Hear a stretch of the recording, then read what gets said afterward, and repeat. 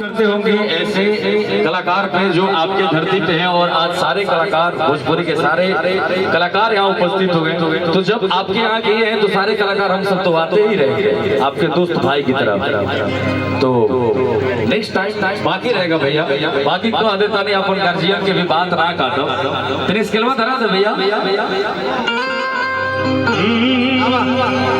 अरे